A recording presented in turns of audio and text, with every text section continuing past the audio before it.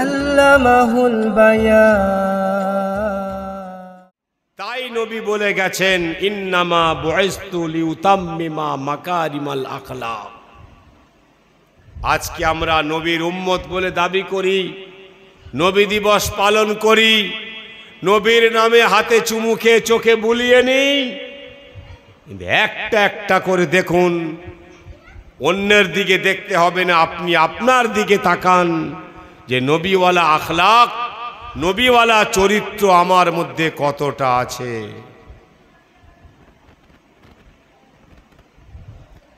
নবী শুধু আজকের রবিউল আউয়াল মাসে জন্মায়নি, বরং নবী রবিউল আউয়াল মাসে ইন্তেকালও করেছেন।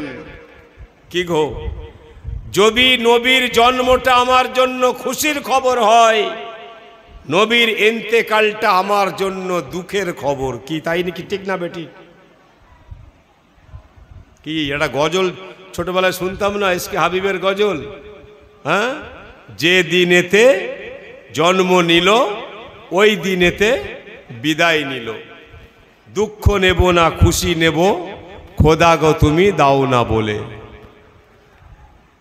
যদি নবীর জন্মটা আমার জন্য খুশির খবর হয়, হালুয়া পুলুয়া মিষ্টি মিঠাই মিছিল ঝান্ডা যদি তুলতে হয়, তাহলে নবী যেদিন মারা গেছেন সেই দিনে, আমি তো ১৫০০ বছর পরে জন্মাচ্ছি, তার নবীর মৃত্যুদিন হিসাবে আমারও কিছু করণীয় আছে। আছে কি নেই? যে নবীকে সাহাবারা এত ভালোবাসতেন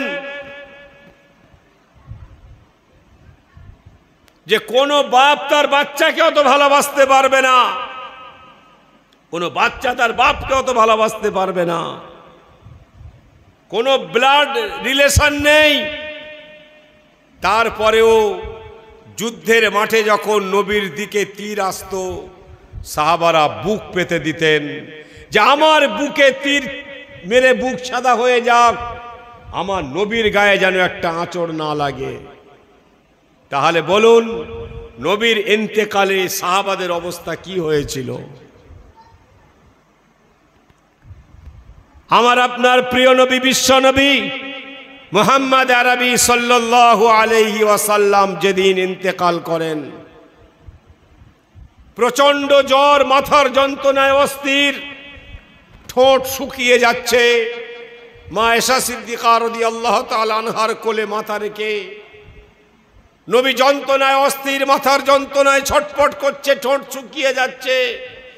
মা আয়েশা একটা পেয়ালায় পানি রেখে নবীর ঠোঁটে বুলিয়ে দিচ্ছেন। নবী কিছু বলতে চাচ্ছেন, বলতে পারছে না, মুখের কাছে কান লাগিয়ে শোনা হলো। নবী বলছেন, আসসালাত আসসালাত ওমা মালাকাত আইমানুকুম। হে আমার উম্মত, নামাজ নামাজ। কি ভাই, কোন কথাকে গুরুত্ব দিয়ে বারবার বলা হয় মানে কি? তার ব্যাপারে তুমি সাবধান।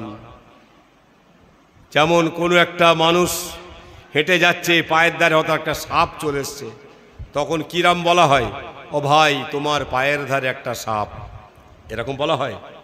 সাপ সাপ সাপ সাপ বারবার বলা হয় কথা গুরুত্ব দেওয়ার জন্য। আল্লাহর নবী ঠোঁট জুবান লেটিয়ে যাচ্ছে, ঠোঁট শুকিয়ে যাচ্ছে, উম্মতের দিকে তাকাবার মতো আর শক্তি নাই, প্রচন্ড জ্বর, মাথার যন্ত্রণা। আজরাইল আলাইহিস সালাম এসে ফেরত চলে যাচ্ছে, আবার আসছে, ফেরত চলে যাচ্ছে। লম্বা চওড়া ওয়াকিয়া জীবনে শুনেছেন। এই অবস্থায় নবী বলে যাচ্ছেন, আসসালাত আসসালাত।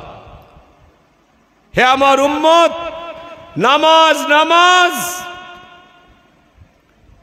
নামাজ থেকে সাবধান, নামাজ থেকে সতর্ক থেকো, নামাজের গুরুত্ব বোঝো।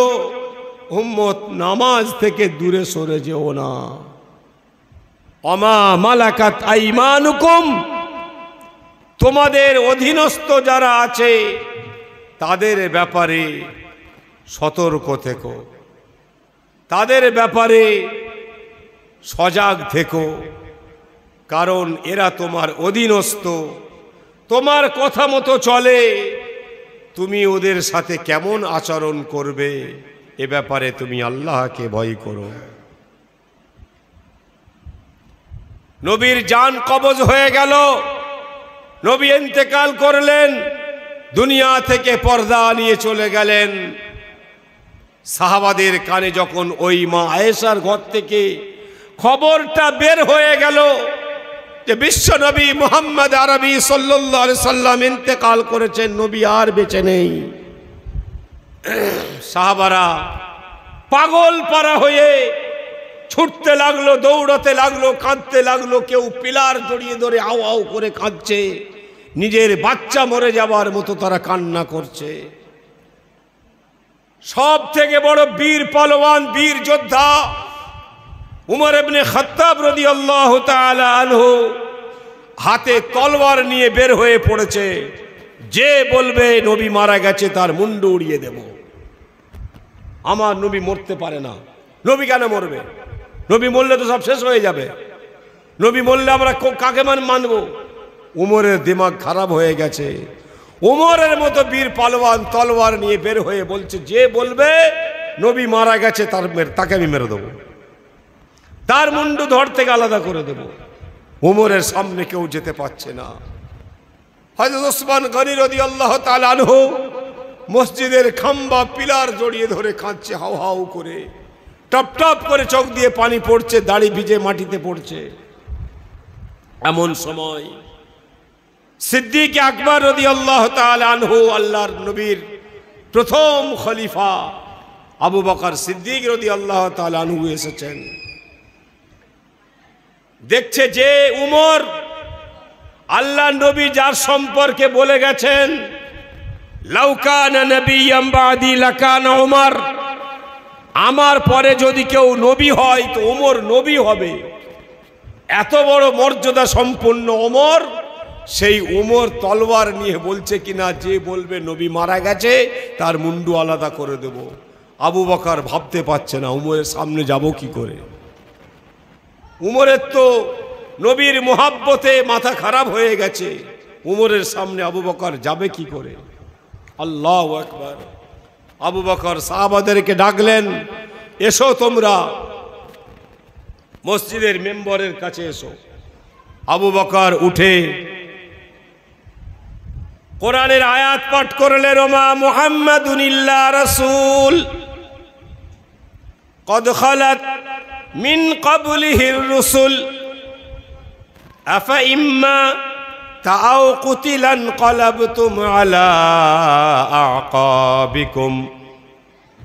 মুহাম্মদ তো কেবলমাত্র আল্লাহর রসুল ছিলেন, মুহাম্মাদের আগে অনেক রসুল এসেছে, তারাও সবাই দুনিয়া থেকে চলে গেছে। এখন মুহাম্মদ যদি মারা যায় অথবা মুহাম্মদকে যদি কেউ কতল করে দেয়, তাহলে তোমরা কি মুহাম্মাদের দিন থেকে ফিরে যাবে? এই আয়াত যখন বিশ্বনবী সাল্লাল্লাহু আলাইহি সাল্লামের শানে আবু বকর তেলাওয়াত করেছেন, সবাই অবাক হয়ে গেছে।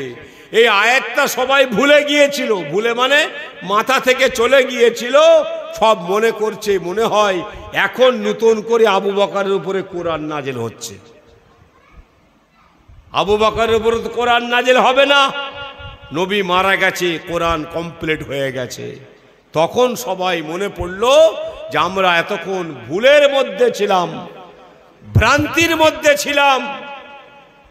আমরা ভেবেছিলাম মুহাম্মদ মারা যাবে না, কিন্তু আল্লাহ তো বলেই দিয়েছেন কদ খালাত মিন ক্বাবলিহির রুসুল, মুহাম্মাদের আগে তো অনেক রসুল চলে গেছে। যদি মুহাম্মদ মারা যায় অথবা তাকে কেউ হত্যা করে দেয়, তাহলে তোমরা কি মুহাম্মদের দিন থেকে ফিরে যাবে? ইন্না মুহাম্মাদান কদ মাতা। আবু বকর বললেন, ডিক্লেয়ার দিলেন, নিশ্চয়ই মুহাম্মদ মারা গেছে। ইন্না মুহাম্মাদান কদ মাতা। হ্যাঁ, তোমরা যারা আল্লাহর ইবাদত করো তারা জেনে রাখো ইন্নাল্লাহা হাইয়ুন লা ইয়ামুত, আল্লাহ চিরজীবিত, আল্লাহর কোনোদিন মৃত্যু আসবে না। তবে সবাই শান্ত হলো, ওমর তলবার রেখে ঠান্ডা হয়ে বসলো। বন্ধু, নবীর এই বিরহ বেদনা, নবীর জন্মের যদি আনন্দ হয় তো নবীর বিরহ বেদনার দুঃখ উম্মতের হবে। তো আনন্দ করেও কোনো ফায়দা পাওয়া যাবে না, আর মনে দুঃখ করেও কোনো ফায়দা পাওয়া যাবে না। ফায়দা কিসে হবে? হ্যাঁ ভাই, সামনে সোমবার পরীক্ষা। কোনো ছেলে যদি রবিবার সারাদিন খালি বলে কালকে পরীক্ষা রে, কাল আবার পরীক্ষা রে, কাল আবার পরীক্ষা রে, কিছু লাভ হবে? কাল পরীক্ষা, লাভ কিসে হবে? আবার কি করতে হবে? পড়তে হবে না?